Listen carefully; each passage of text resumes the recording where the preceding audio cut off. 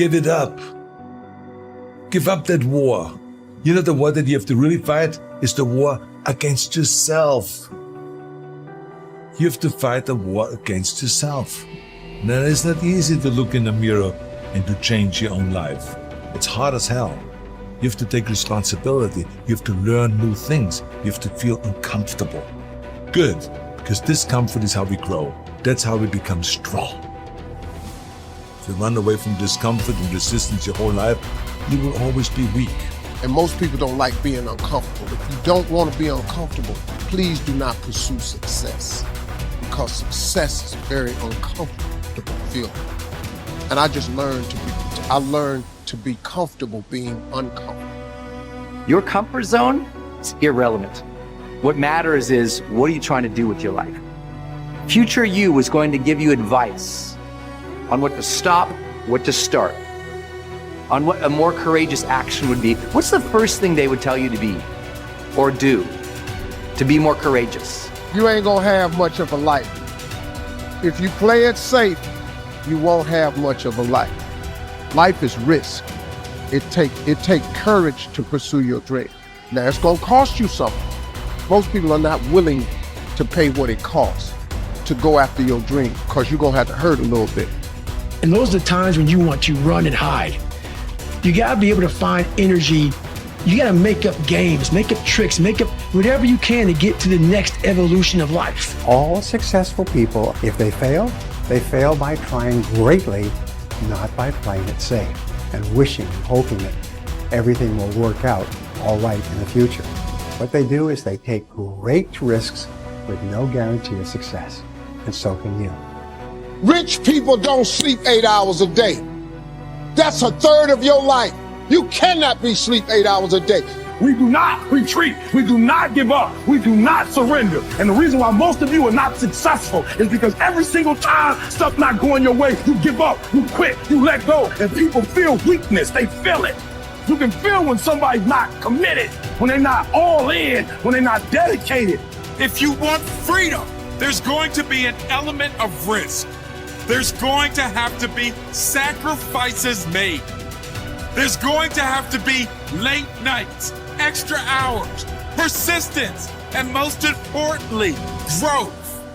If you don't become someone else, you will not be able to earn your freedom. The person you are right now might not be good enough for the life you want. If you really want it, you're going to have to become someone else. The voice in my head said, you know what, man? You're gonna die never even trying to reach your full potential. And how's that gonna feel? So I'm gonna live even while I'm dead. I'm gonna be, because I believe in a higher power, whatever it may be. I don't know what it is. I believe that your mind lives forever. Some spirit, something lives forever.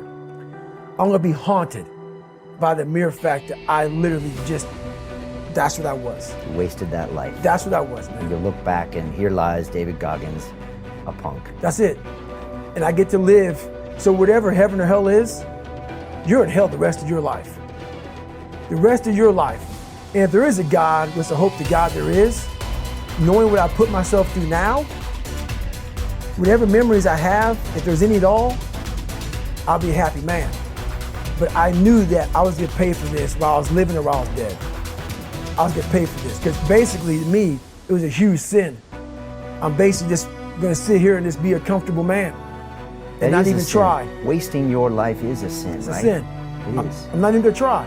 I want you to get over this notion that I find so annoying that so many people have, that success and power in life is dependent on something like genetics.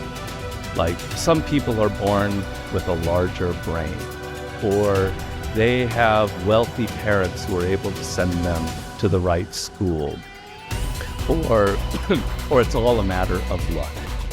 What really makes people successful and powerful in life, and it's not just me saying this, I read hundreds of books on the subject, what makes people successful is their degree of motivation. Yeah, I could repeat it 100 times, but it's true every time I say it. When you are motivated, when you feel yourself emotionally engaged in the subject, you learn faster. You learn what could take somebody 10 years to learn, you can learn in 2 years. When you feel emotionally engaged with something, you're able to push past all the obstacles. The sense that it's genetics or the size of our brain or our parents' money, you can't control any of that, obviously. And they can become kind of crutches for some people. But the amount of motivation you feel, the emotional connection you have to what you're studying or doing, that is something within your control. That is something you can choose to take. And it is, you're going to find people giving you all kinds of great advice about your careers, about where you should go, you know, your MBA, etc.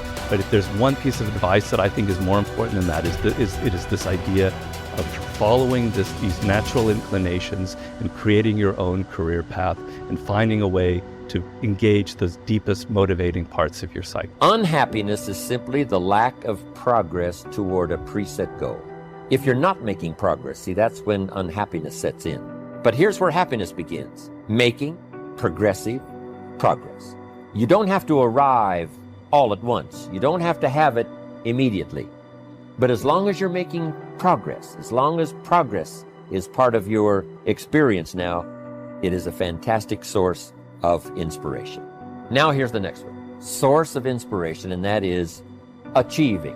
When you finally have arrived at that goal that you set. I want to have this much experience and be able to do this by 30 days from now, 60 days from now, 6 months from now. And finally, that 6 months passes, and there you are. Finally, the time passes, and you have it. Finally, the time passes, and the skill is now beginning to be polished, and it is so unique and effective. Achieving is an incredible source of inspiration. But here's what we notice.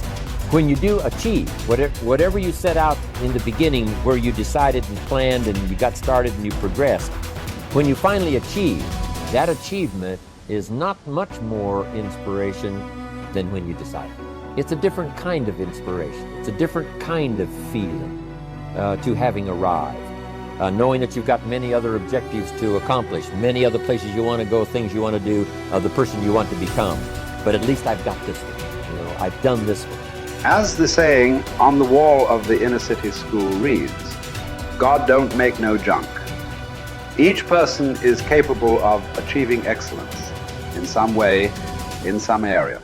You have within you, right now, the ability to function at genius or exceptional levels in at least one, and perhaps several different intelligences. Your job is to find out what it could be for you. Your responsibility to yourself is to cast off all these self-limiting beliefs and accept that you are an extraordinarily capable and talented person.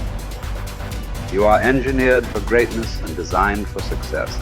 You have competencies and capabilities that have never been tapped.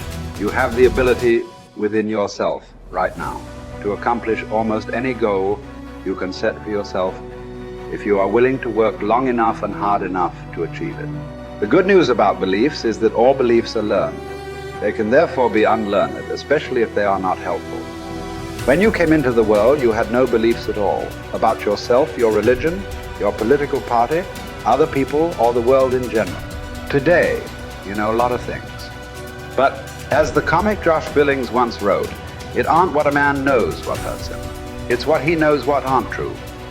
There are many things that you know about yourself that are simply not true. And these are almost always in the area of self-limiting beliefs. The starting point of unlocking more of your potential is for you to identify your self-limiting beliefs and then ask, what if they were not true at all? What if you were possessed of an extraordinary ability in an area where you didn't think you were very good at all, such as selling, entrepreneurship, public speaking, or money-making? Everywhere I go throughout the world, I have taught these principles to many tens of thousands of people. I have filing drawers full of letters from people who had never heard this idea of self-limiting beliefs before. But once they heard it, they changed their entire attitudes towards themselves. They began to see themselves as far more competent and capable in key areas of their lives than they had ever been before. In no time at all, they began transforming their lives and changing their results. Their incomes doubled and tripled and quadrupled. Many of them became millionaires and multimillionaires.